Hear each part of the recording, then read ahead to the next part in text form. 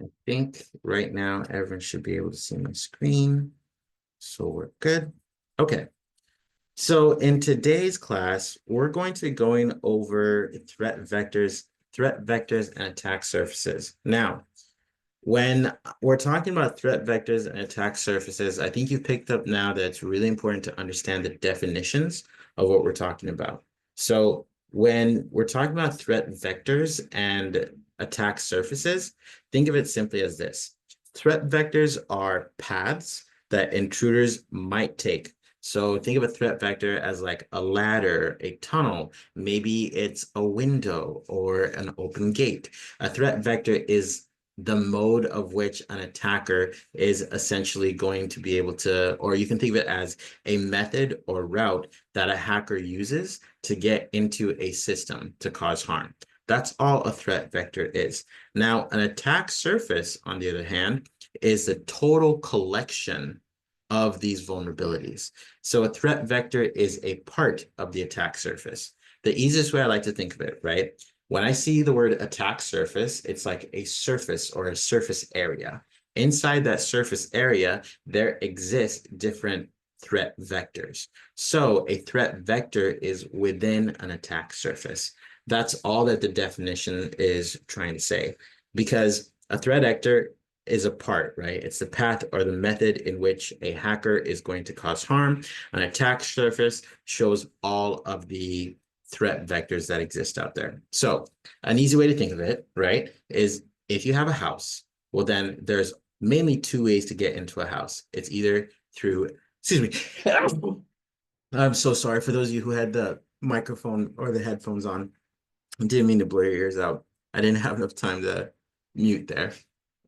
But what I was saying was when you have a house, typically there's two modes of entry. There's the door and then there's a window. If we're thinking about the entire attack surface, we would say, okay, yeah, the attack surface means that threat vector 1 is the door.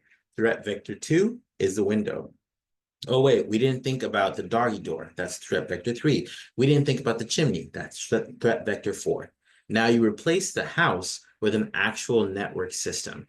And inside that network system, the different threat vectors that exist would be something like a faulty badging system, or maybe it's weak passwords, or it's data at rest not being encrypted.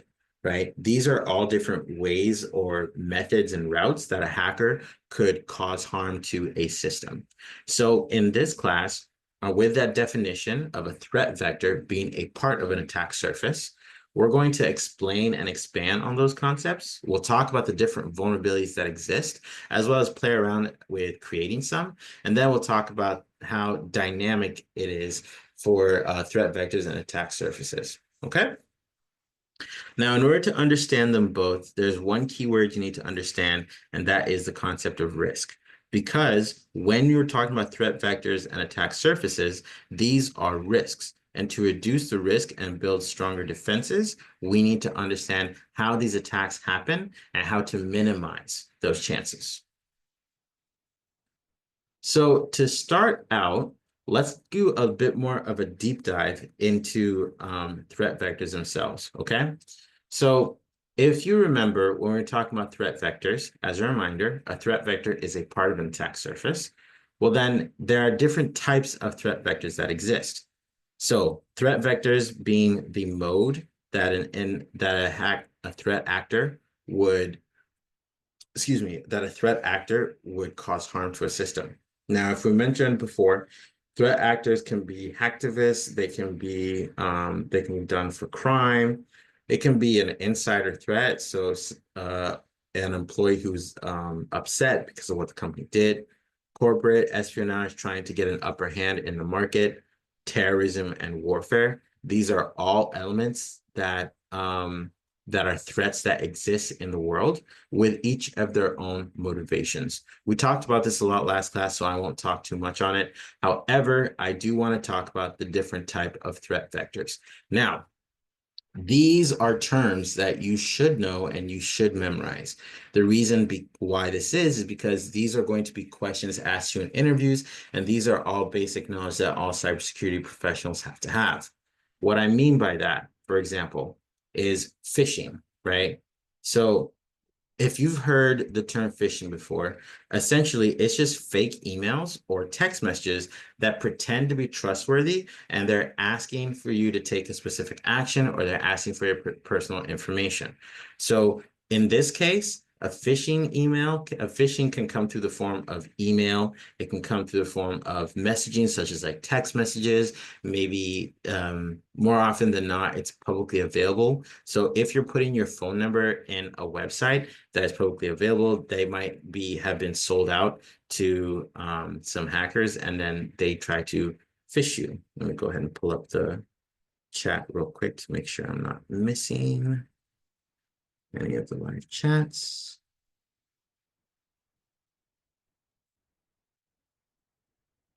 Second. Okay, awesome. Just wanted to check. Okay, great. Naime,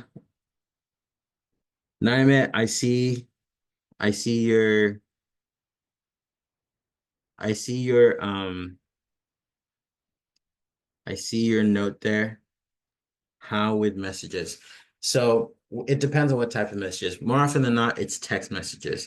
So what typically happens is if you expose your phone number, well, then it'll get sold out. If it gets sold out, well, then some threat actors will take that and mass send the message. Now, sometimes they'll try to make it quote unquote personable by saying, hello, this is Apple support. You need to click this link in order for us to fix your computer or something like that. There typically is a sense of urgency with phishing emails. But the vector, that's the thing that's important to understand, is the mode or method in which that comes through is either email or through messaging apps. There's social engineering and fake websites. However, the number one still biggest threat to an organization are phishing emails themselves. So this is an important thing to know. After that, you have what we call malware. So we had discussed it before, but essentially malware is malicious software such as like viruses or Trojans, and they're meant to damage or steal data. Now, the vector in which they come through is multifaceted. So if you're trying to infect another computer, more often than not, you need the owner of that computer to take an action. In this case, they need to click something or download something. So this is why the vector is through infected files, such as illegal file sharing websites or email attachments and malicious websites. One thing that is also common is removable media. So removable media represents USBs. This is why it is a common practice, a common best practice, not to insert a USB into a random computer. Okay, you don't want to do that. When you do that, there could be someone who like put something random on the USB that would impact your computer. For example, what I used to do when I was a social engineer is I would take a USB and I would just put it down or put it on the floor somewhere where someone typically would walk by. Here's the thing with social engineering. It prides on people's kindness. So someone might take that USB and bring it to the IT team and say, hey, I found this. It might be someone from our company. Any chance you could take a look at it? So the IT person could take it, plug it in, or even worse, the person who found it would plug it in their computer and boom, they get infected with malware. That is a perfect transition to the concept of social engineering, because the concept that I just explained to you, where I just drop off a USB and someone picks it up, that is the very definition of social engineering. It's manipulating individuals to take a specific action so that it causes harm to the organization. It is deceptive in nature, and it is intended to prey off of people's trust. Now, yes, did I feel terrible doing that? It's not a great feeling. However, it is meant to reinforce the organization to understand that being overly kind can also be a security risk. So you can still be kind and say, hey, security team, I saw this USB. I didn't plug it in because I wanted to be safe, so I'm giving it to you. They'll plug it into a burner computer of some sort. So social engineering is the entire art of hacking the people. This is why I think social engineering is so interesting, because you're not trying to hack a system, you're trying to hack the weakest link in the system. The weakest link in the system are humans due to human error. So social engineering is another form, another threat vector. The vectors in which they come through is direct deceptive communication, such as in person. There's also building trust to extract information. I heard about this one colleague, and he was on the red team. What he would do is he would go to a coffee shop where all the workers go. So he goes there, he's dressed in a suit, and he went there, I think, 3 days in a row, and he kept seeing the same people. He's like, "Oh yeah, I work in the same building as you guys. Yeah, I typically come and get coffee here. Oh, I'll see you guys in there at some point." And then on the third day, he like was getting coffee with them as they were all walking back. He walked it with them. He was buddies with them, and he essentially was able to get into the building because he social engineered and deceived them into thinking he worked in that building. He later on was able to get access to the actual networking closet and could have turned off the network, but he didn't. So that's an example of social engineering. Pretty cool stuff. Then we have zero-day exploits. So zero-day exploits is just an attack that is leveraging unknown flaws. So these are flaws that haven't been patched yet, flaws and vulnerabilities that devs weren't aware of. And exploiting these is really beneficial for the threat actor, because that means that the devs don't have a solution in place yet. Typically, this is in the form of malicious code, infected websites, and then targeting specific attacks to undisclosed vulnerabilities.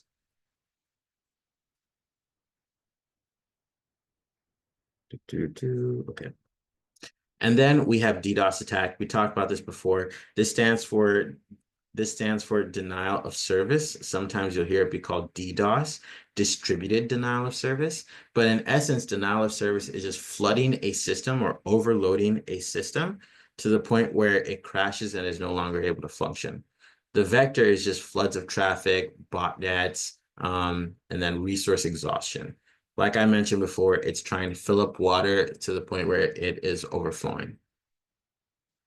So insider threats, we also talked about. This is an employee who misuses their access, whether intentionally or accidentally, to cause a security incident. I want to reemphasize what we said on Monday.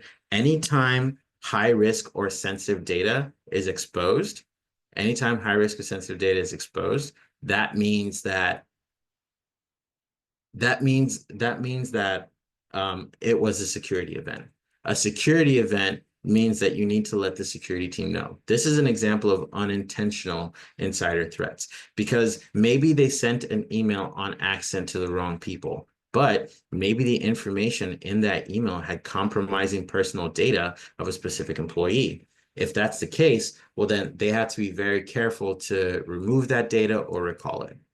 But an insider threat can also be someone who is upset with the company. Therefore, they take action to delete information, put in a backdoor, that kind of stuff.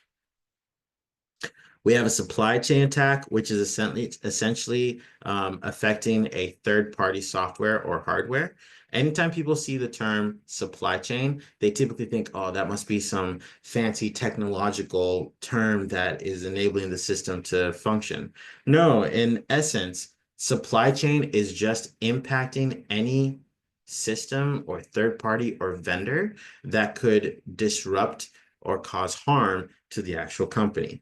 Here's a very simple example. So let's say you work at a company and every day you need water to wash your hands, or you need water to drink.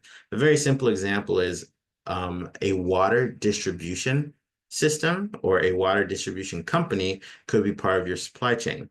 If you impact that supply chain, so that water, and it no longer flows, it causes direct harm and disruption to the organization. Replace that water with a technical component, such as AWS. If AWS were to go down, well, then what would happen to your network structure? Okay, these are things to think about. Supply chain just means that you're taking out a piece of the puzzle. We have man-in-the-middle attack. So this is essentially where you have two parties. They're communicating with each other. There's someone in the middle collecting that information as it's traveling across the network. This is one of the easier attacks that you can do on a Wi-Fi network, a public Wi-Fi network, because all of it is just open. You'll be able to see all the traffic that people are sending through and essentially read their communication. Now, you should never do this because it is illegal. And if you get caught doing it, well, then there are regulatory consequences to it. However, it is a good term to understand. So the vector here is an unsecured network. It's DNS spoofing as well as session hijacking. All right. The next one is brute force attacks. So brute force attacks is, in short, a way to try and force guess specific passwords. So that means guessing passwords through an automation or an algorithm that tries a bunch of different passwords on a website. Now, a good website will essentially stop having you guess passwords after a certain amount of time because it'll realize that, hey, these are too many guesses. This cannot be a human. That's why there are reCAPTCHAs that exist. You know those things that you have to click where it says, hey, click all the fire hydrants or click all the bicycles or show us all the buses? That is intended to do it so that only a human can do it. A bot or a computer cannot. And then we have physical attacks. So physical attacks is just essentially stealing hardware or tampering with hardware. That's all it is. All right. Now let's talk a little bit more about message-based attacks and vectors. So what does this mean? So if you think of messaging, right, it's sending information from one person to another. That's one of the easiest ways to do this. Oh, I think I just saw a question.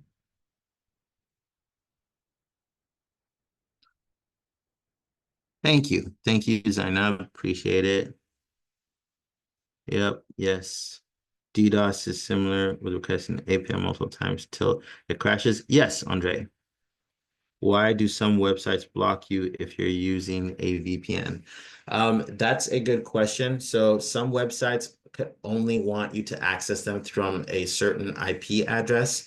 So that's called whitelisting on their side. But that term is changing. It's now being called an allow list. Okay. So sometimes websites only want to be reached from a certain IP range. When Grace, mhm. Yes. Okay, let's carry on.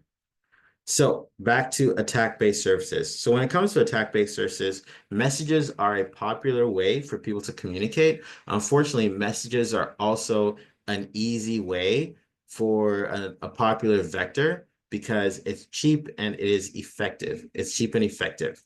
So the first one is phishing. I already explained what phishing is. Now, the reason why it's the most common is because it's easy to create. It's easy to make happen.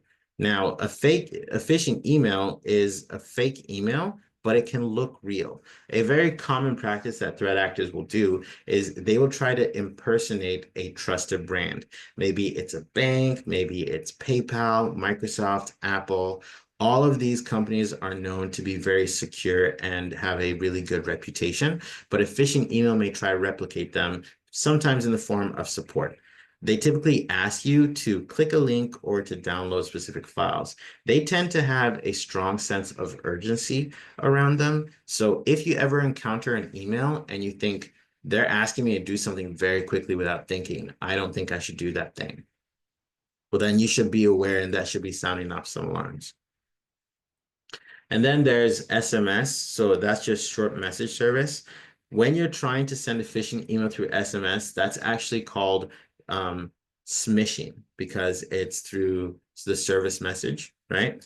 So it's the same concept as email phishing. The same idea goes through, except it's only sending you information through text. Sometimes you might get a smishing email with someone just texting you hello. When you just say hello, well, then you respond and say, hello, who's this? And then they start trying to have a conversation with you to confirm who you are or get your information. Now, the reason why a lot of people like to use SMS or smishing is because they typically trust text messages more because they use it more often. And so sometimes, more often than not, people will fail for these because they don't think about it as much.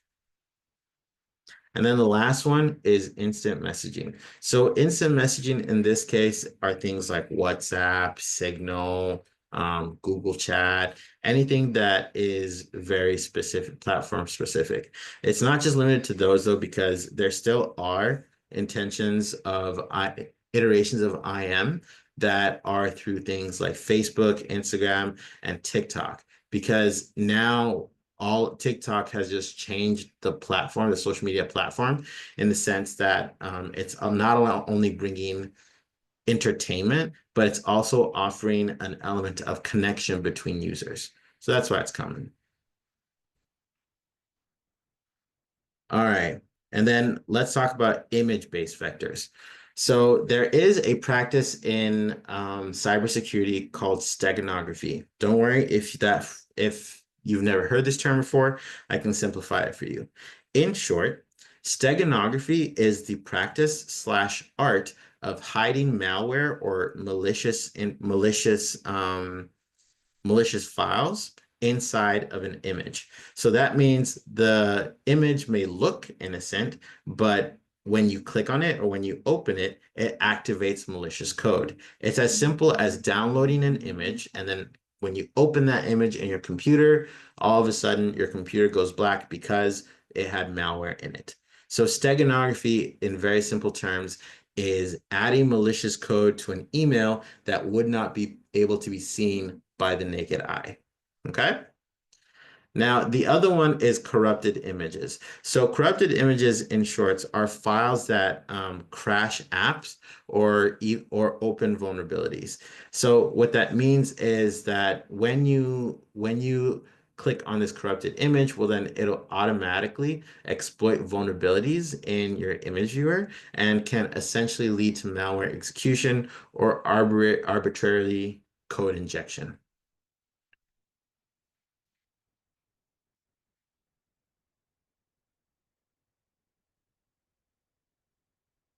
I usually get messages they want me to click on links, so I report and block them. Deep, that is awesome. That is what you need to do.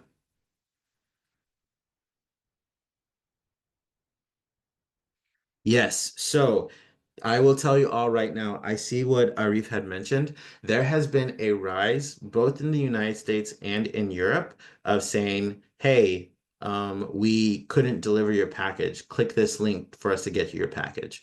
So this is very common because we've seen a spike in people wanting packages. And so it's very understandable that people are, oh, sorry, I skipped early there. So it's very understandable that people are getting more text messages like that. So here's the thing when you get these text messages. Whenever you get these text messages, first of all, you should have a pretty solid understanding of where your money is going. So if they say, hey, your PayPal account is not functional and you have no PayPal account, that should be indication to you that this is a smishing attempt. Okay. All right, let's move on. So let's talk about the next vector, which is file and voice. So file and voices as well are also two very big vectors that are used to essentially exploit or uh, harm a network or a system. The first one is a pretty simple concept when we're talking about files. A file is that thing that you double click on your computer. It could be a PDF, a Word document. It could be any specific icon that exists on your user interface or your UI, which is just your computer screen that can take a specific action. Some of these files are not malicious in nature, but some of them are. And some of those files can be executable files. So an executable file is a computer just creating a file, and inside that file, it has specific instructions of what that file or what that computer should do. So it's essentially disguised malware pretending to be a useful app. So this could be considered a Trojan in some sorts because it looks like it's a useful and legitimate application, but in essence, it's not. Okay. And then there's something called hidden macros.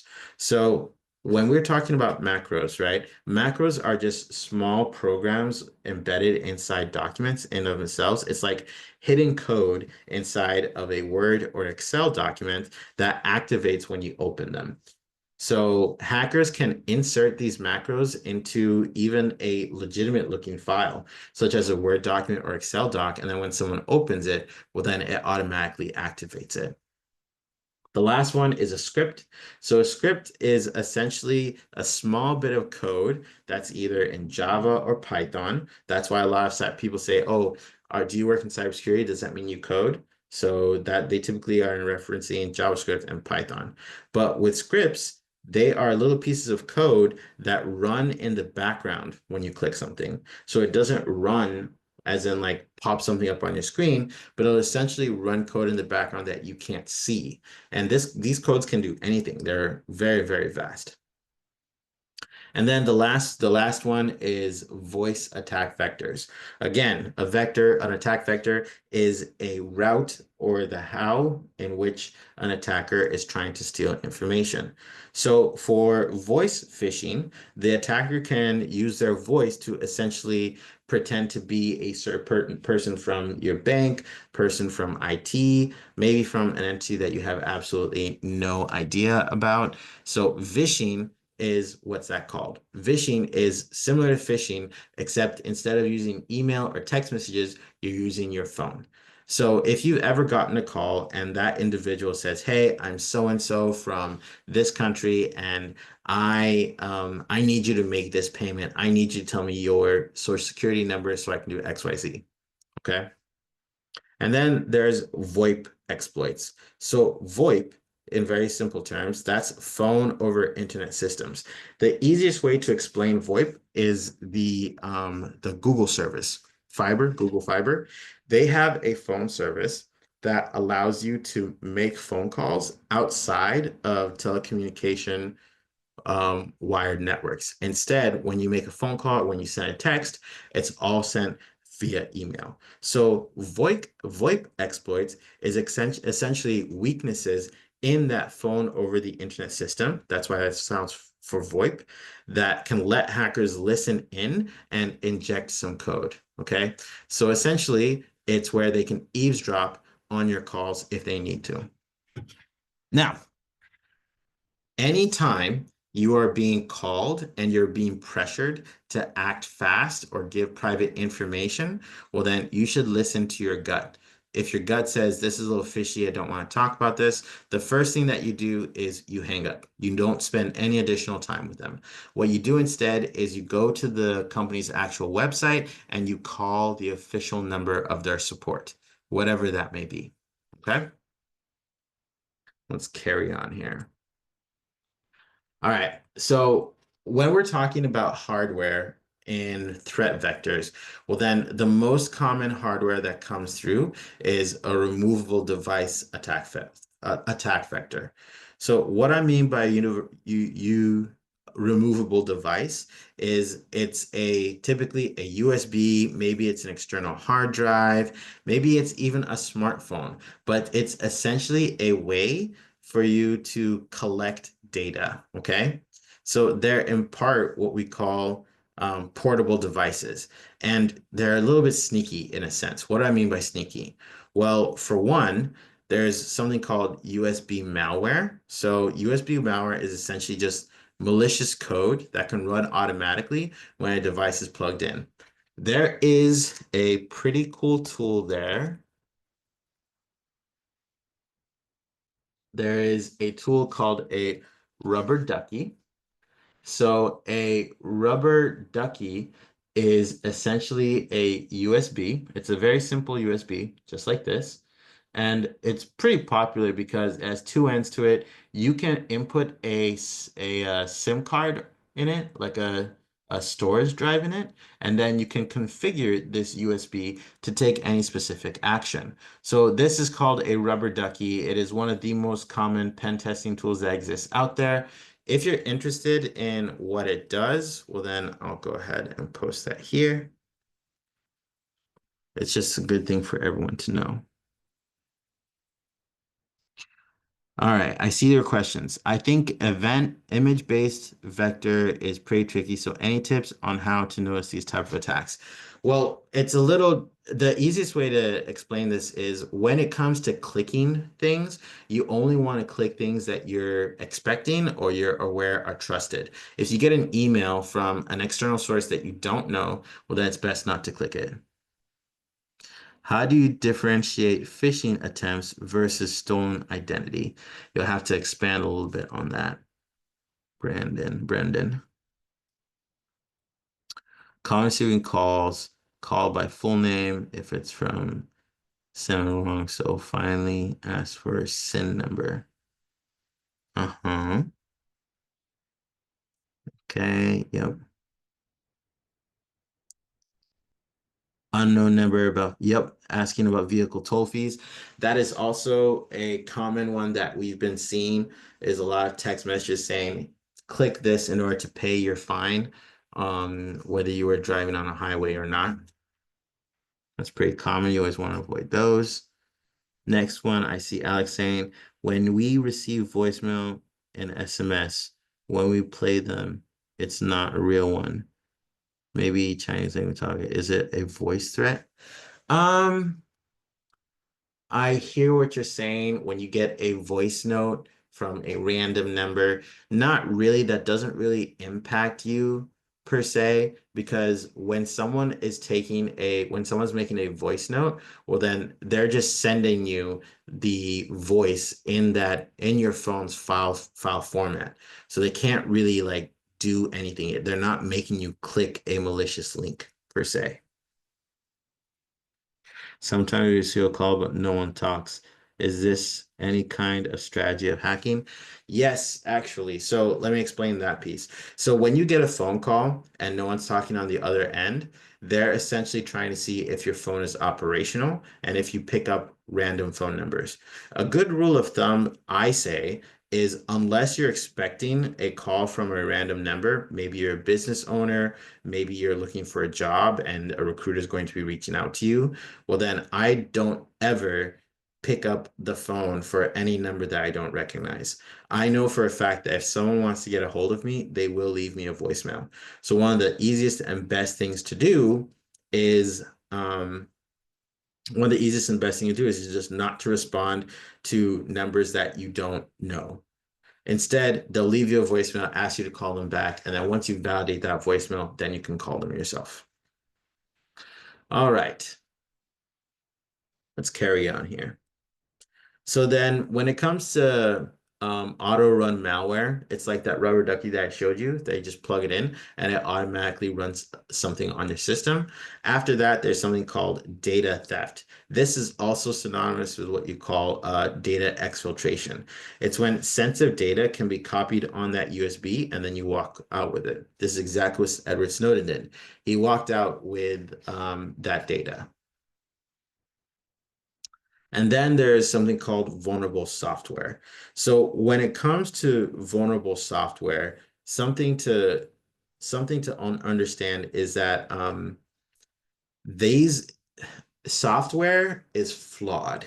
Okay. What I mean by that is anytime anyone is building any sort of software, they're building it off of a code base that they've built that should have gone through quality assurance. What quality assurance means that the app is functioning as it should have a security element, all that kind of stuff. Well, the idea is that there are a lot of systems out there that are flawed in nature. That's why there exists zero-day vulnerabilities. As a reminder, a zero-day vulnerability is a vulnerability from a vendor that the engineers or the vendor is not aware of. Maybe they released a code and then a hacker was able to find that that code had some faulty gaps and they were able to enter the system that way. Okay. So that is a common attack vector. Another very common attack vector is unpatched vulnerabilities. As a reminder, patching is another way for saying updating your device. Updating your device is not, it can be annoying at times, but in essence, the entire goal is to protect you from the threats that exist that day. So even when patches are available for known vulnerabilities, there are a lot of systems and softwares that do not patch or that do not actually improve the security of that system. When you don't patch something, you're setting yourself up for risk. As of right now, if anyone is sitting here with a computer that is not updated, well, then it's potentially a risk because that means that there are vulnerabilities out there that exist on your current system that have to be mitigated without the update. If you update your system, it'll automatically mitigate it. And then we have client-based vulnerabilities. So client-based vulnerabilities are just vulnerabilities that exist on the software that is on the actual computer. As a reminder, a client ends up to be like your personal computer. And then agentless vulnerabilities. So this is essentially vulnerabilities on your operating system or a core system component. Hmm. Okay, I hear some people say you don't do voicemails. That's also fine. Well, then they'll probably text you. Is it a good idea to leave your name on voicemail? Yeah, leaving your name is not inherently a bad thing. I know some people who say they just say, hey, leave a message. That's it. And that's a choice. It's completely up to you. Um, I wouldn't say that it's a crazy, crazy big deal because your name is probably public out somewhere. Is using USB in public area like a library, is it a safe way? So the answer to that is more often than not, yes, it is safe. As in, if you take a USB and plug it into a library computer, yeah, you should be fine because libraries do have security systems and firewalls that are set to like track some security controls. So an example is I know someone who used to take USBs randomly, and instead of plugging them into his computer, he would plug them into our university computers, and then he'd snoop around on what those are. So yeah, it's not bad inherently. Love the questions, y'all. Love it. All right, let's carry on here. Just a couple more slides. Okay, so next we're going to talk about networks. So what do I mean by network? If you remember, last class we talked about how when you get onto a public cafe network, well then you're essentially logging onto an unsecure Wi-Fi network, right? So in short, a network is how your system, so your computer, talks to other systems and other computers. Anytime you're accessing a website or you're sending someone an email, you're essentially talking to other computers. And so they're like highways for attackers. Now, when you're when you have an unsecure Wi-Fi network, well, then that exposes your data to a lot of people. Like I mentioned before, using a VPN when you go into a cafe is one of the best options. I recommended Widscribe before. That's just one of many options. That's what I like to use, but you all can choose whichever one you want yourself. Then there's wired networks. So sometimes there are some unsecured wired networks. So an organization will be able to track everything that you do, even when you plug into an Ethernet cable. And then there's Bluetooth. More often than not, I turn off Bluetooth anytime I'm going anywhere.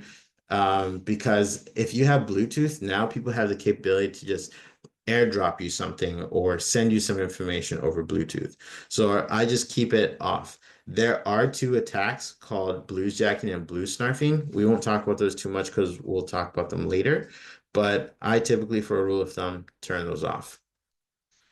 All right, I think for now, let's go ahead and do a quick pause. So the last thing that we had touched on was, excuse me, the last thing we had touched on was essentially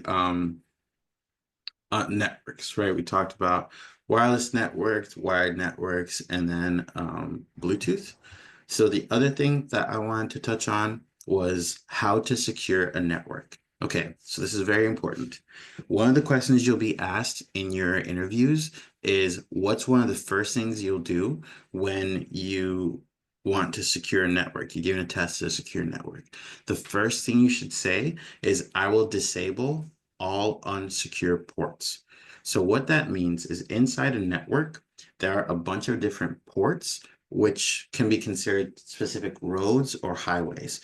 Those roads and highways are essentially used for a specific service. Now, there are ports and roads that are unsecure, meaning anyone can see the traffic. Those are these three. So there's Telnet, which is essentially, if you're in IT, well, then you already know what Telnet is, but it's essentially a way for you to be able to access a certain system, but it is unsecure because it is unencrypted. So it's being sent over the internet, which is a risk. You instead want to use SSH, which stands for Secure Shell. Then there's something called FTP, which is port 21.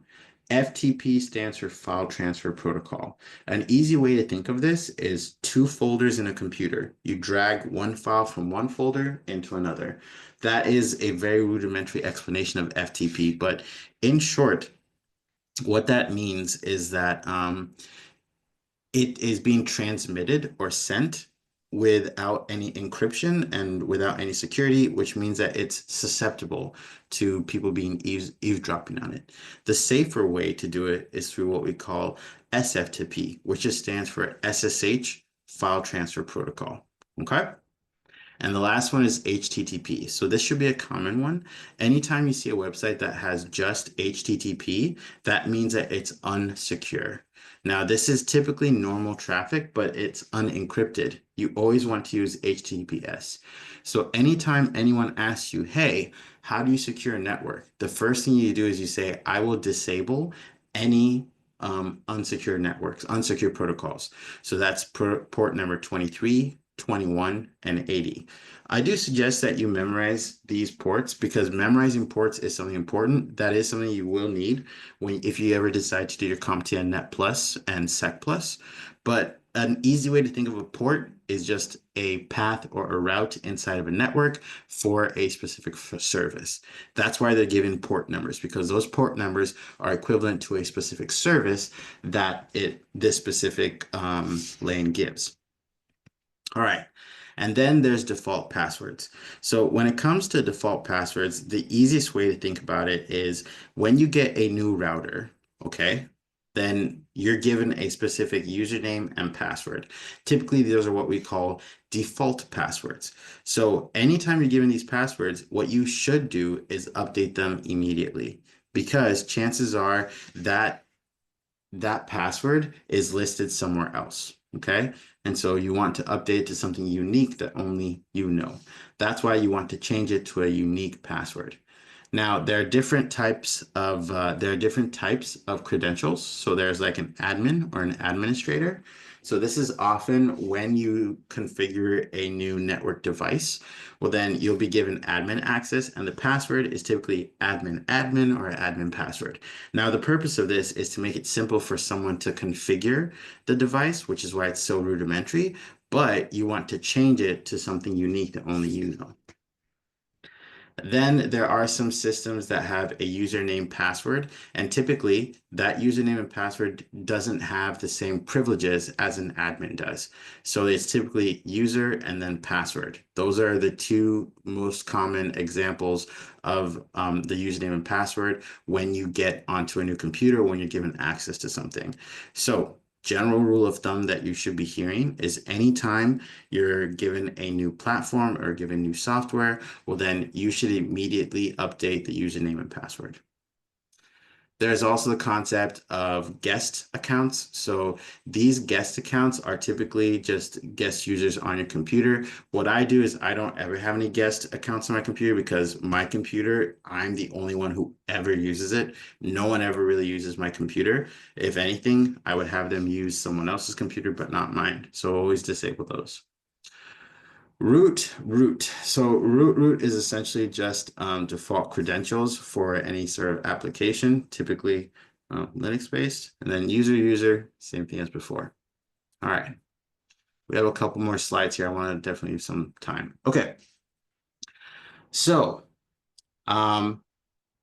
Now we're going to talk a little bit more about the terminal command line. So for those of you who don't remember, there is something called a terminal command line that exists on your computer. And it's a pretty cool feature because it enables you to take any action on the computer that you would like. Okay. So the first thing that you need to understand is that when you're connected to the internet, your terminal is connected to the internet. That means your terminal can literally ping or connect with any IP addresses that also exist on the internet. This is the fancy black screen with green text on it. So let's go ahead and kind of show you what this looks like. Okay. So anytime you're interacting with a terminal, you're essentially telling your computer, hey, I want you to do a specific task. This is done through inputting a command onto your computer. So we're going to do a very short exercise where we play around with it for a little bit. All right, so let me stop sharing, pull this up. So I'm going to share my entire screen here. Okay, so I'm going to pull up my terminal command line. So the way that I do that is I just I just looked for terminal inside of my apps. Or if you have a Mac, well, then you just do command plus or command space and then type in terminal. If you are a Windows, you go to the lower left-hand side of your computer and you type in CMD. That'll bring up the command line. That is the same thing. Okay.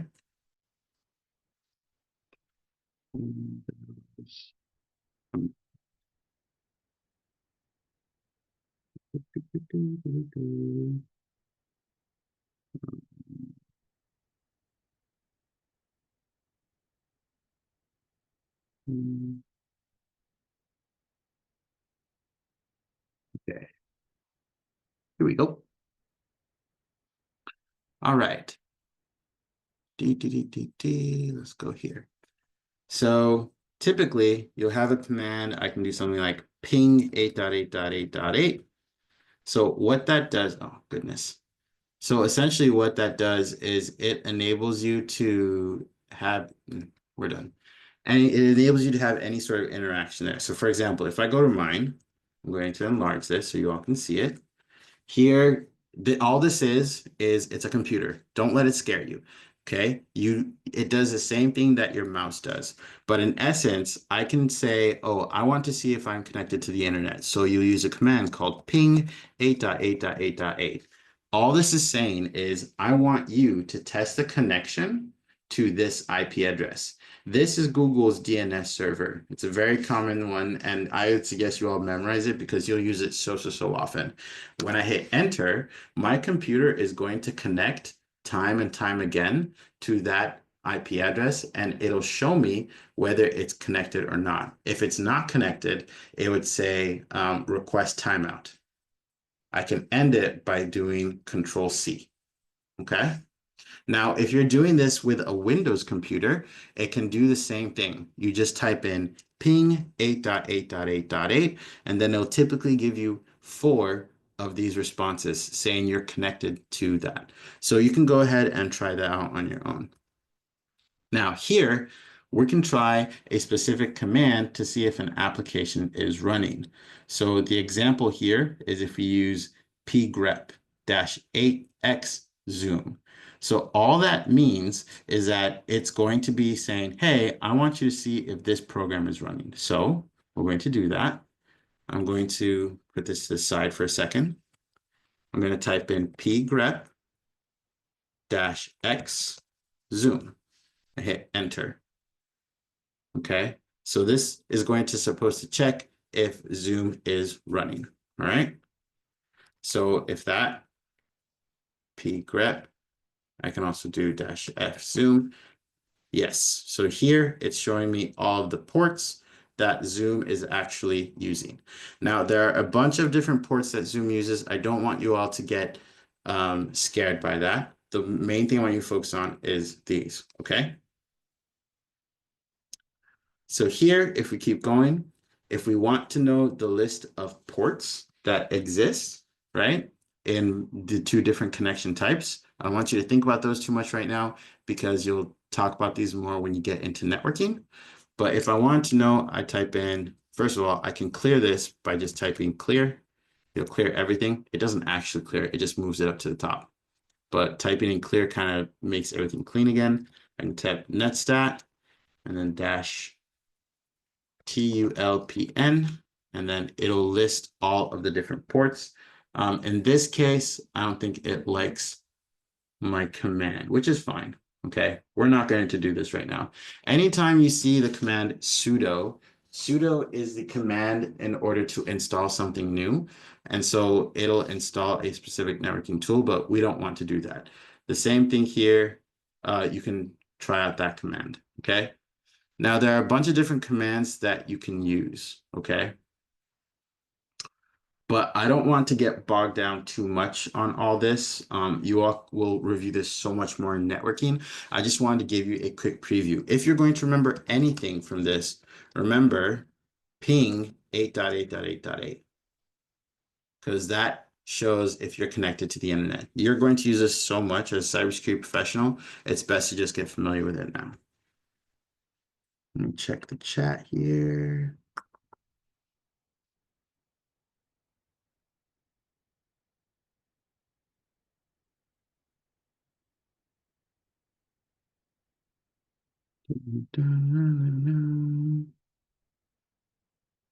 Yeah, that must be because you're not connected to the internet.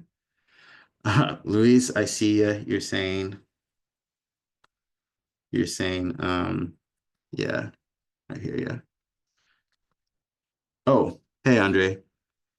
Okay, so you're essentially asking what is netstat? So in essence, netstat is just a command that enables you to troubleshoot or configure. It's also able to monitor, see where you're connected to a different network. Okay. Now, again, I don't want you all to think too much about the terminal command line because we could spend an entire class just talking about all the available commands on the terminal command line. Okay. So I don't want us to get too bogged down on this. If you do want to get information on this, well, then I would suggest that you go to this YouTube video.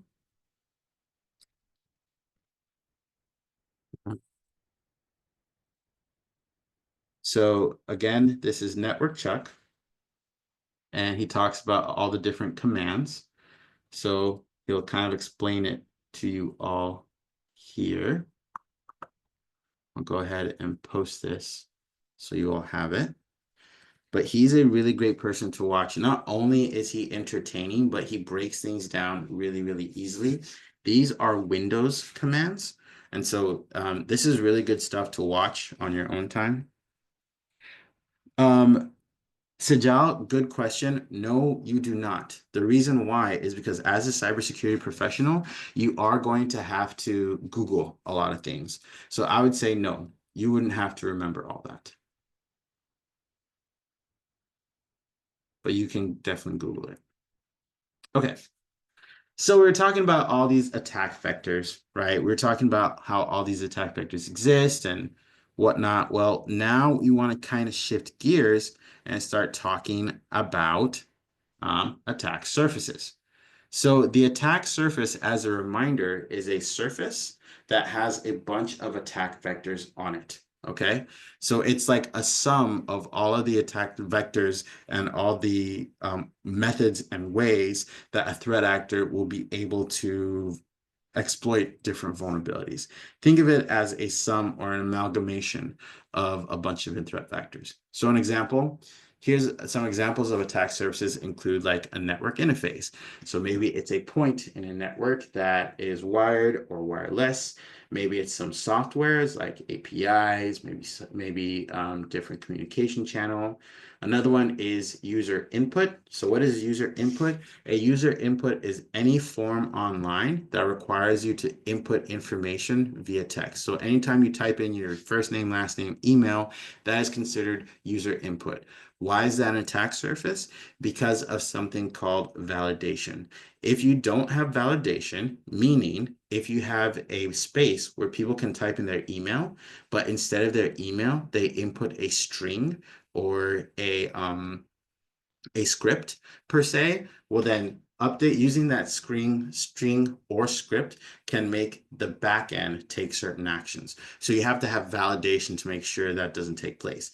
AKA, is someone actually typing in their email with the @ symbol or not?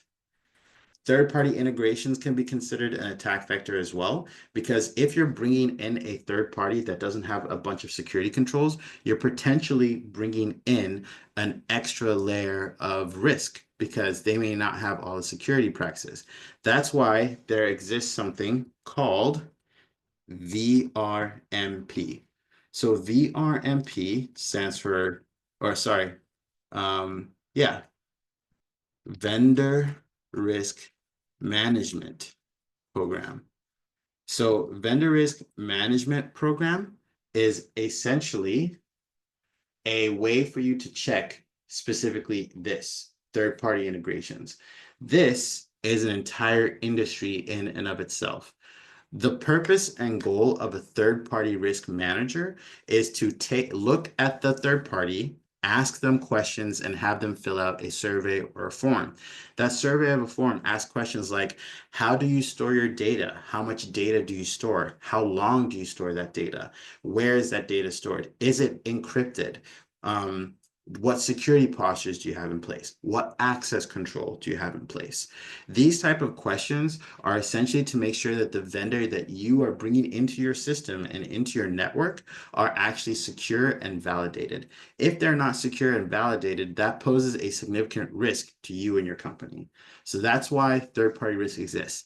Now, being a third-party risk manager is pretty time consuming if you have an organization that has a lot of different third parties. However, it is a job in and of itself. So if you're interested in working with a bunch of different softwares and companies, well, then you can look into vendor risk management. All right. And then we talked about external devices such as USBs. So we're good there. Okay, so let's talk a bit more about supply chain. So when it comes to supply chain, right? Like I mentioned before, supply chain in very simple terms is just the vendors, suppliers, or different business units or different systems that exist to allow your product or your service to function. Each product or service requires a certain chain in order to work in and of itself. A very simple example is right now you being on Zoom. You being on Zoom means that you need to have a computer, a camera, you need to have internet, and you need to have Wi-Fi. Each of these components, in a very simplistic way, are parts of your supply chain. If one of those were to go down, especially your internet, we call that a critical business activity. Well, then you would not be able to be in class or be on Zoom, which means that internet is a critical element of your supply chain. Okay. So same thing goes with your computer if it doesn't function. Now, if you take that into the cybersecurity world, think of all the different services that exist in the industry. If you're a hospital, you require internet to run at all times. You require electricity at all times, because if you don't, there are people that might lose their lives. These are all elements of supply chain that threat actors might be interested in exploiting. And then there's something called an MSP. MSP stands for a managed service provider. So a managed service provider is essentially third parties that give you IT services for all your other needs. Okay, so typically a lot of companies, they'll have their own IT team. Their IT team manages all the software, all the systems, all of the computers. They're essentially the IT department. However, some companies outsource that. They outsource that to managed service providers. Essentially, they're companies that give IT services to another company. When you do that, you're essentially outsourcing your security. Okay, so if an MSP does not have the right security controls, well, then they could very easily become an attack vector. Supply chains include vendors. So in this case, your internet service provider is a vendor. Suppliers, same thing. Third-party applications we already talked about. Okay. Now, I will mention this when it comes to supply chain attacks. They are not very common. What I mean by that is that they don't happen too often. They only happen for very specific use cases. Okay. One of the ones that happened was the SolarWinds supply chain attack.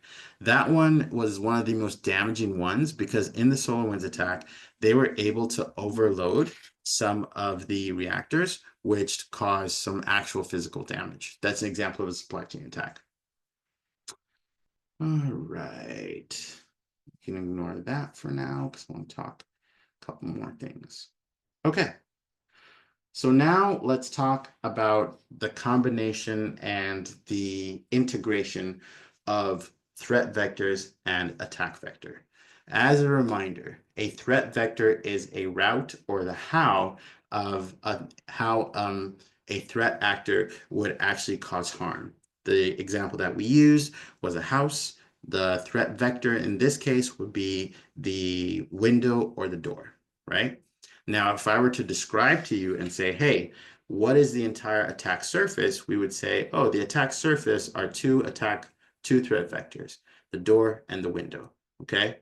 Now, an example when we shift this into cybersecurity is a phishing email. The phishing email is the method in which a threat actor is trying to gain access. So that method is what we call the threat vector.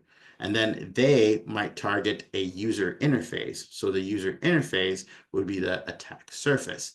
The user interface would be like a computer. A computer in and of itself is a surface because it has a place where you can input a USB. It has internet where you can access Wi-Fi. You can have internet where you access a website. It has a bunch of different threat vectors in and of itself, but the entire computer would be considered the attack surface. So in short, what cybersecurity does is it's not only trying to understand what these threat vectors are, but it's trying to understand it holistically so that we know how to combat it.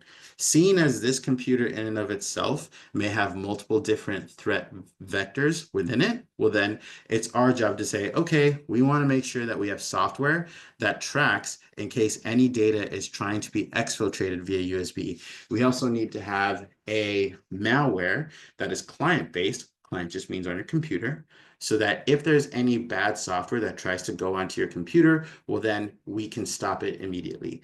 Typically, this is typically called an intrusion prevention system, so an IPS.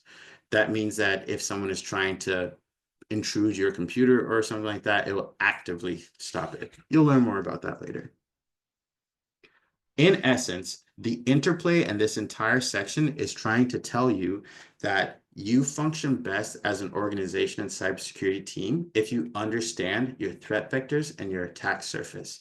So when you speak to your parents, your kids, they say, hey, what did you learn today in your cybersecurity class?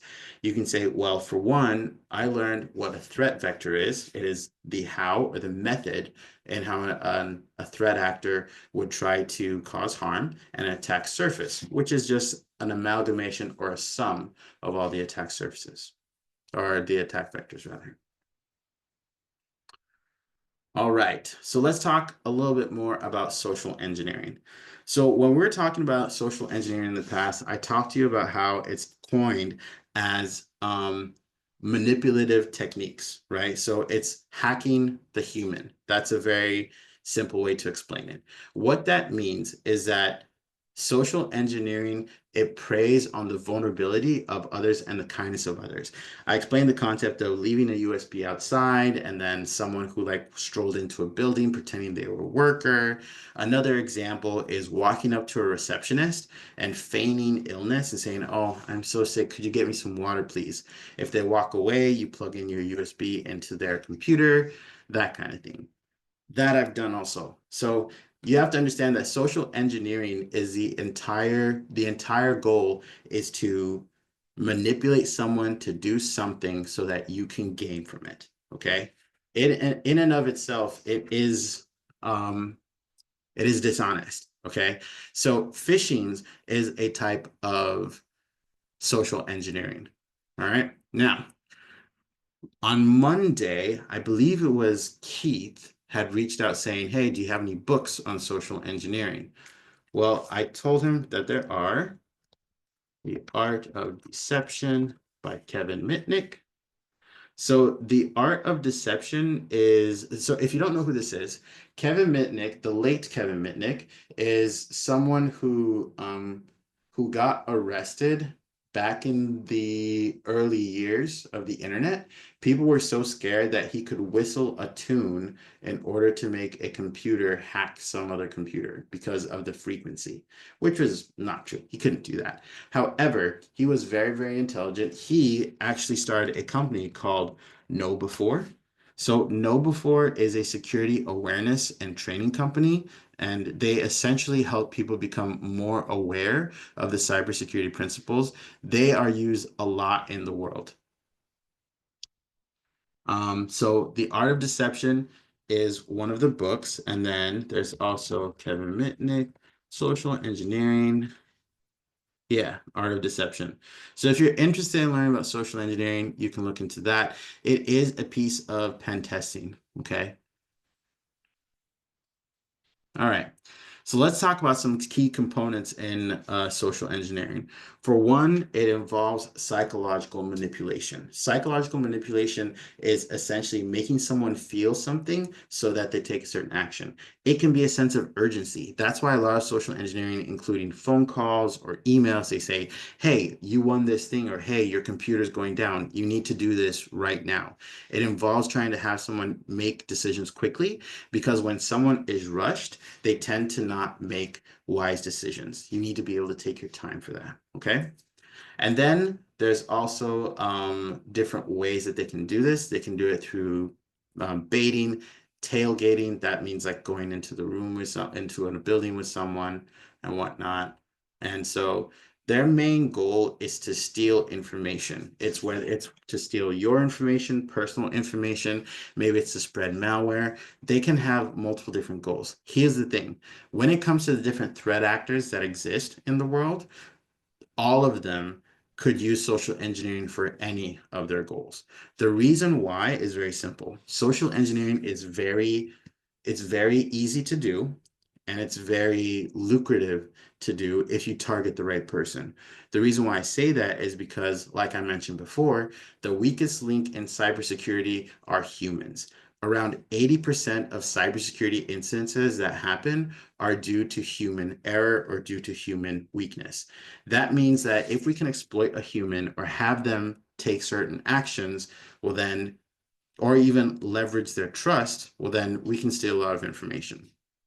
There's a really cool video that I think you all have seen before, but it is a video of social engineer crying baby. So this is a video I'll let you watch on your own. It's from like a long, long time ago.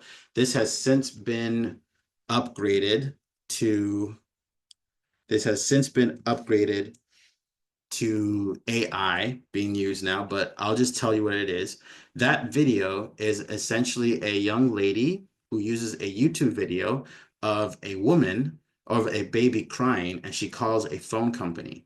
She calls the phone company. She says, "I'm sorry, the baby's crying. I'm trying to get into my husband's like account, but I can't because I don't have his username and password, and he's traveling and unavailable."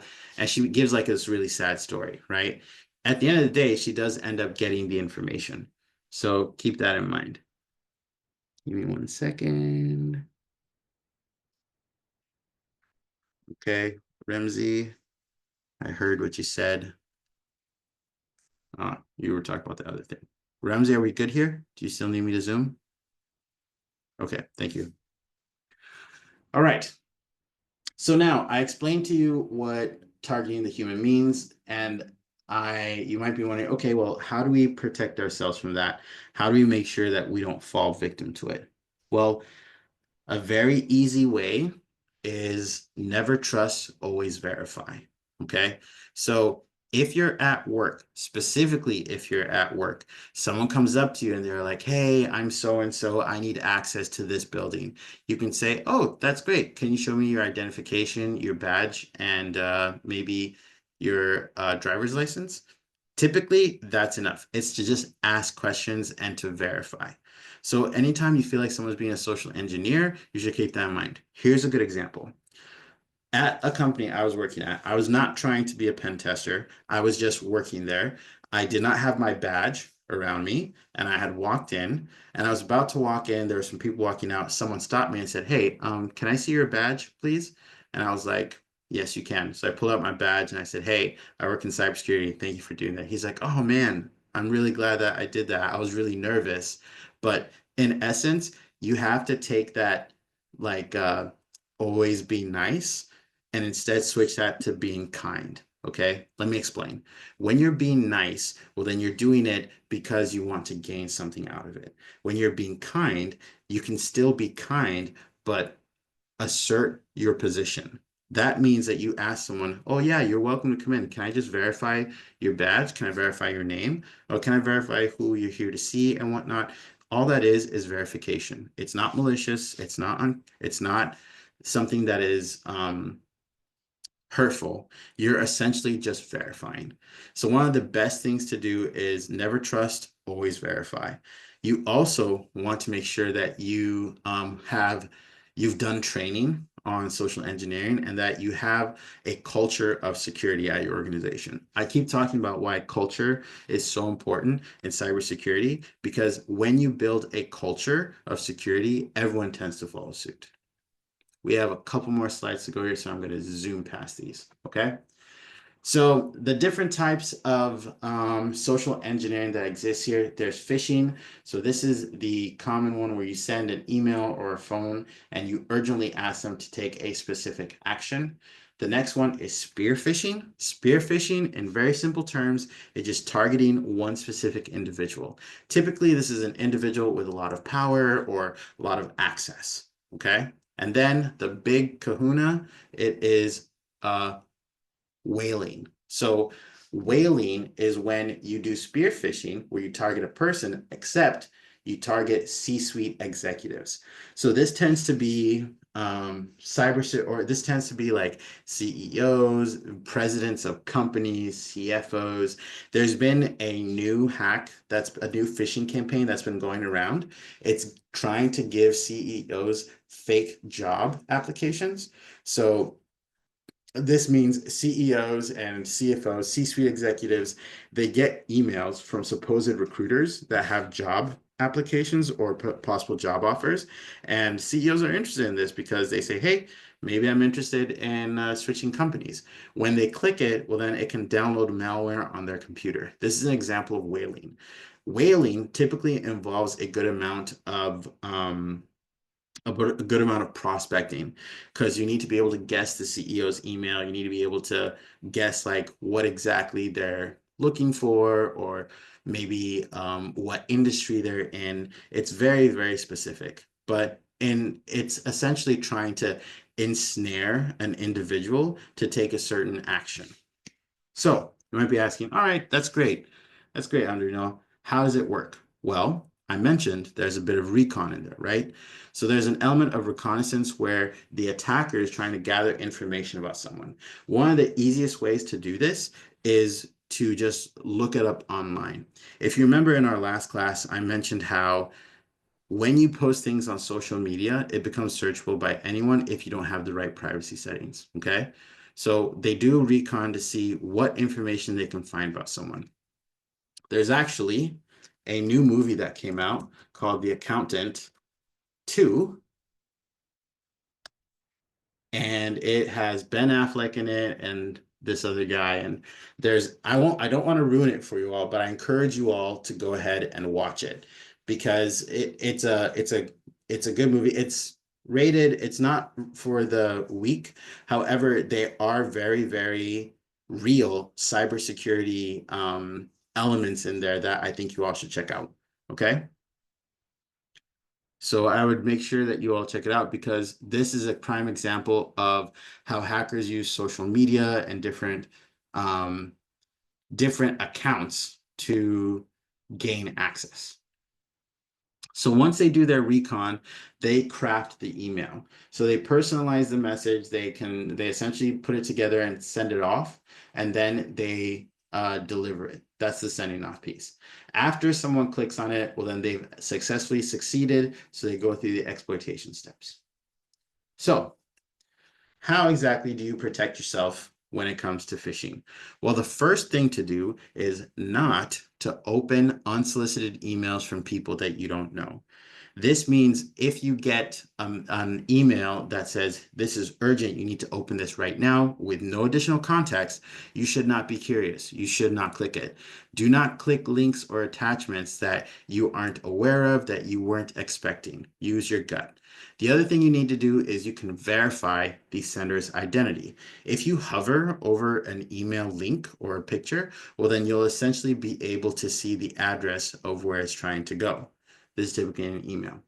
This isn't true relevant anymore because the use of AI, the good hackers, or the ones that are really good, are starting to use AI to craft these phishing emails. The lazy ones still have typos and grammatical errors. So if you see that, you should already know that it is a phishing email.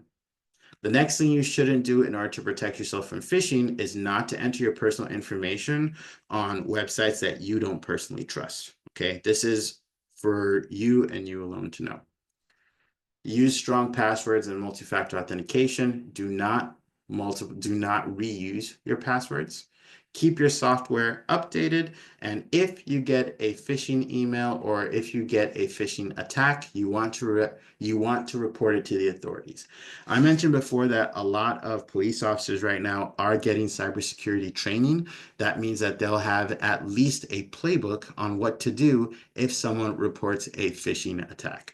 So you would want to either report it to your workplace or you'd want to report it to the authorities. Let me see here. Okay.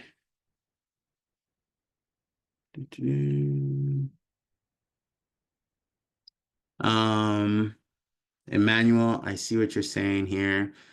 BEC, can you define that?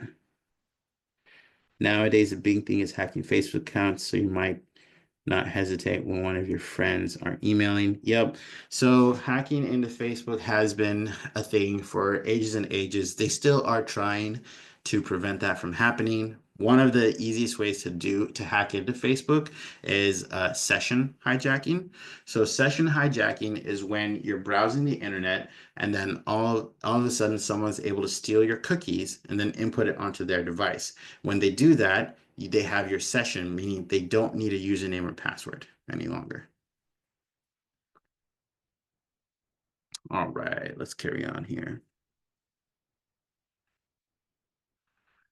Okay, so we already talked about phishing. We understand that it's meant to have a certain individual take action that is typically rife with urgency. So the other thing that we want to make sure that we understand are the different types. So we have regular phishing via email, spear phishing, which is targeted for one specific individual. We have vishing, which I talked about, which is voice phishing, meaning that you're calling someone and impersonating someone from a trusted entity. Typically, this is Microsoft support, Apple support, or what have you. Then you have smishing. It's just doing email phishing, except via text messages. Now, the next one is farming. So, farming is essentially when you manipulate the DNS settings, that stands for domain name system settings, and then use malware to redirect people to fraudulent websites. So, there is something called a DNS server. Your computer would not be able to function on the internet without a DNS server, which stands for domain name system. Anytime you type in any type of address, into your URL, such as codio.com, well, then it goes to a DNS server. That DNS server correlates the codio.com to the IP address and then forwards you to that location. That's essentially how you get through the internet, is you get routed through different servers. And in this case, a DNS server, if it becomes manipulated, can change the address of where you're going to, instead of it being codio.com, it can send you to a malicious website that can steal your information. Okay. So that's what farming means. Clone phishing, this is just in regards to duplicating a legitimate email and then altering some details, especially the links, so that it sends you to a malicious site. We already talked about whaling. Oh, I see what you mean. So business email compromise. So business email compromise, BEC, it's when you take over an account of an employee and essentially make bad financial transactions. Man in the middle attack, we already talked about that. Cloning a website is very similar to what we talked about before. It's replicating an entire website so that it looks and feels like a legitimate one, but actually it's not.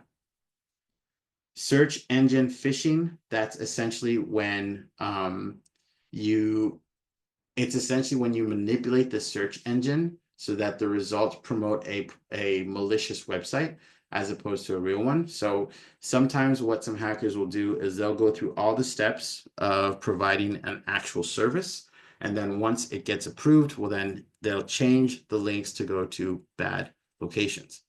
Now, I already mentioned session hijacking before, right? It's essentially stealing your active sessions or your login sessions so that they can gain unauthorized access. That means they don't need a username and password.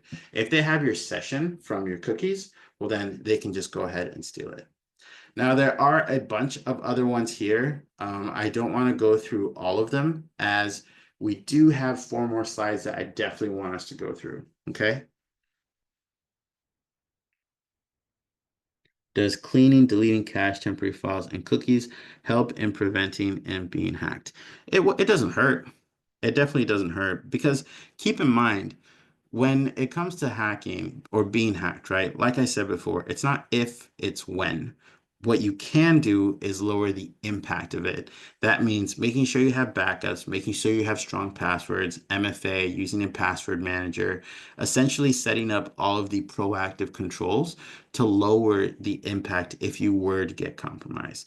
Chances are, if you input your information on a public website, well, then your information is probably floating around out there.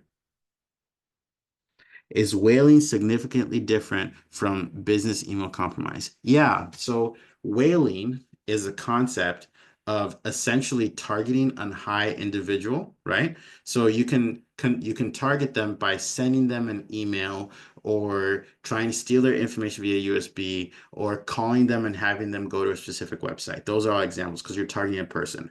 When you're doing a business email compromise, instead, um, it's gaining access to an employee's account and then making them make unauthorized transactions or revealing certain information.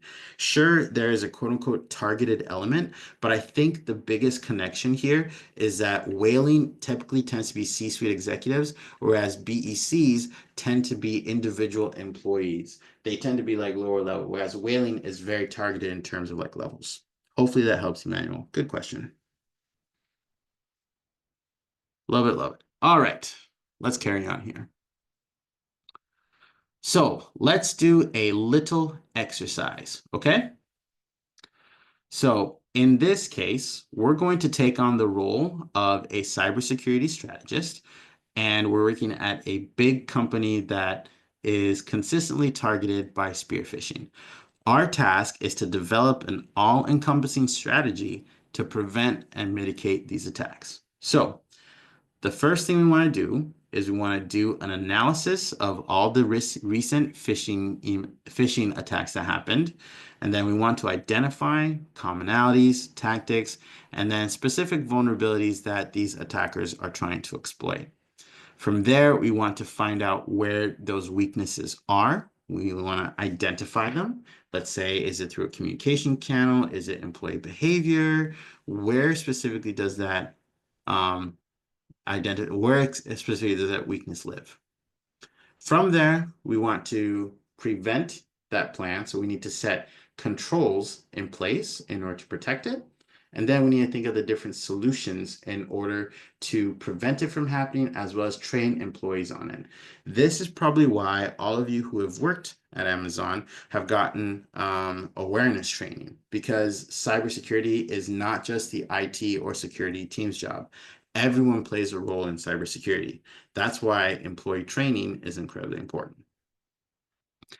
Then there's employee resilience. So that's making sure that employees can be resilient against these attacks. And then including personal training. Yep. And then you need to have an incident response plan. Do you know what to do if there was a spear phishing that successfully happened? How does your organization detect the attack? How do you respond? What are your steps to address it? And finally, consider the ethical implications. Okay. Now, before we go into that, in this thread, what are the top things you would do to prevent phishing? We're just going to answer that question.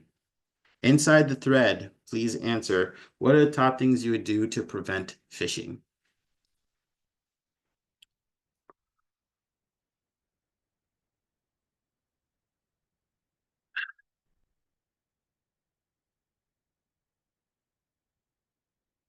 Go ahead and answer the question.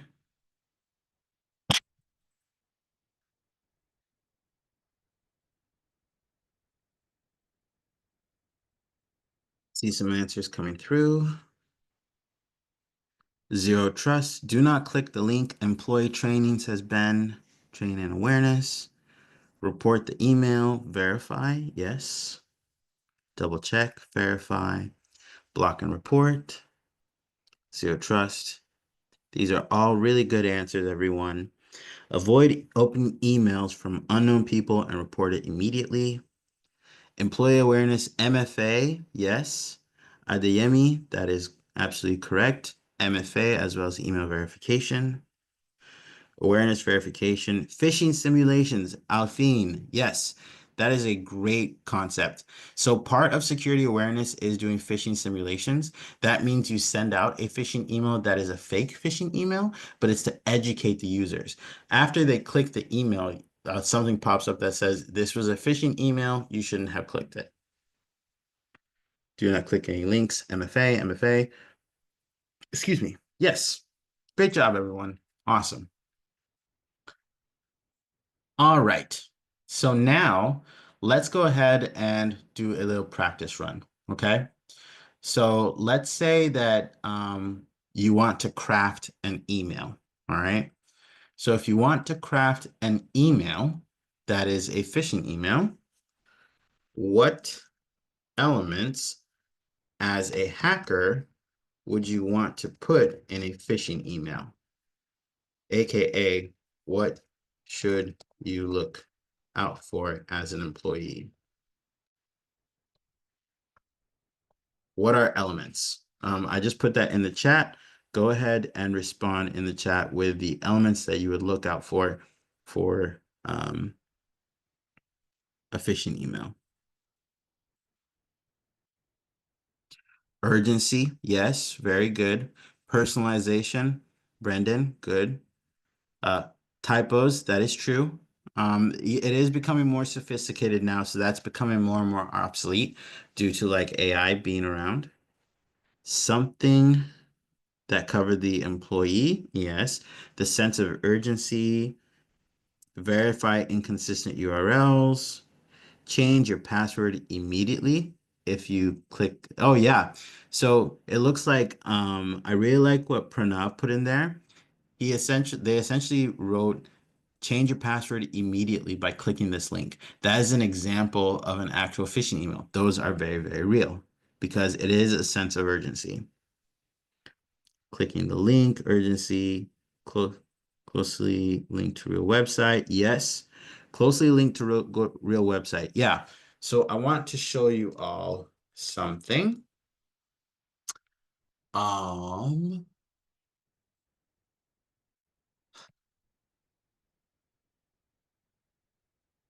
okay. Um,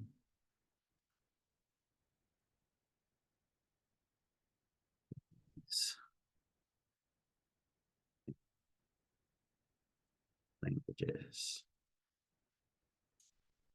All right. There is a very specific A that I'm looking for here.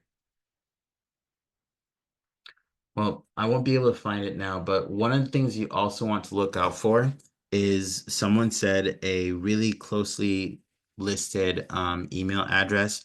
When you look at the URL, some really good phishing emails I've seen were very indistinguishable. Sometimes they'll change the letter here from an A to an A, except in an opposite looking way, and it would lead to a completely different website. So small things like that. I think you all answered that one quite well, so well done. Okay, so what about some more sophisticated attacks? Okay, now with social engineering becoming on the rise, there's also something to note that it's becoming less and less hard to differentiate between humans who created it as well as AI who created it. So there are a couple things and definitions that we need to be aware of. The first one is misinformation. So misinformation in very simple terms is spreading information that is false or intended to manipulate an individual into making certain decisions. These decisions aren't intended to benefit the threat actor in some way, shape, or form. So an example is if someone gets an email from a health organization, and then the email says, "Hey, we have this press release with a specific pill, and if you go to this website, it'll give you some more information." Now, if that person clicks that link, well then it's a fake website, and then it can spread bad information that harms people. Okay. So misinformation is something we need to keep an eye out for. The next one is impersonation. So it's when someone pretends to be someone else. In essence, this can come from an email, this can come from a phone message or a phone call. A very common option right now is impersonating a friend or family using deep fakes. So deepfake is essentially using AI to give someone the same face and voice as a real human being that they know. Now, it's hard to detect it, harder and harder to detect it more and more, but in essence, it has a very eerie and non-humanistic vibe about it. We already talked about business email compromise as well. These are just good things to know. All right, it is now quiz time. So this is going to be the quiz answer thread.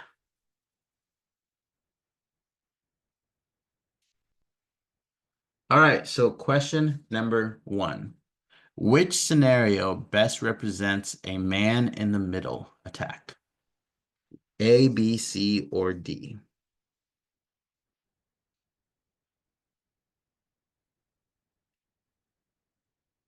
I'll give you everyone a chance to answer. Thank you everyone for answering in that thread. We all said C. That is accurate. Well done, everyone. Well done. After that, the next question is, we answered C. Which of the following scenarios best demonstrates an image-based attack vector? Image-based attack vector.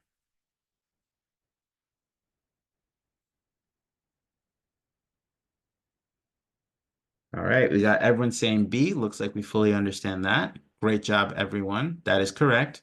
An image-based attack vector is when code or executable code is hidden on an image. All right, question number 3. Which of the following situation best illustrates a vulnerability caused by poor configuration management? Vulnerability caused by poor configuration management. We talked about this when it comes to configuring network devices. Looks like a lot of people are saying C. That is accurate. Remember, when you get a new device, typically it has admin or admin password as the password. You want to change it to a unique password.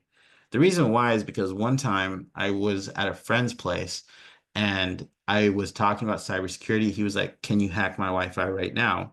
And I knew that he was a very lazy guy. And so I said, yeah, I can. So I looked on my phone and I said, what's the default username and password for Spectrum? This was back when Spectrum didn't have as much security. I found it and then I found his IP address and I was able to log in using the default username and password. And I changed his Wi-Fi name to Andre has hacked your Wi-Fi. And he since then has been very meticulous about changing his passwords. Question number 4. A company executive receives a highly personalized email that appears to come from the CFO. The email requests an urgent wire transfer. This actually happened in the past. The executive complies without verifying the request, and now they have financial loss. What type of phishing attack does this best illustrate? See a lot of people saying B. So, in this case, I would have also picked B, but I think for the sake of this, it's saying that someone was able to take control of um, the CFO's account. So then it would be considered C because it's a business email compromise. But I understand why you would pick B. Last question. An employee receives a call from someone claiming to be from the company's IT department. The call urgently asks for the employee's VPN login credentials, which, by the way, anytime anyone asks for credentials, it should not be given, especially not over the phone. So, since I mentioned over the phone or over voice, a lot of you are saying B. So the answer is phishing. Good job, everyone. All right. So, in essence, we talked about social engineering, we talked about threat vectors and attack surfaces. I mentioned how 80% of cybersecurity incidences happen due to the human element and the human being the weakest link. One of the best things you can do to fight that, like a lot of you have said, is education and awareness, making sure you have MFA on all of your accounts, as well as incident response plans. An incident response plan or a playbook lists out all the things you need to do in order to address if an incident were to take place. Okay? All right, let's go ahead and do a quick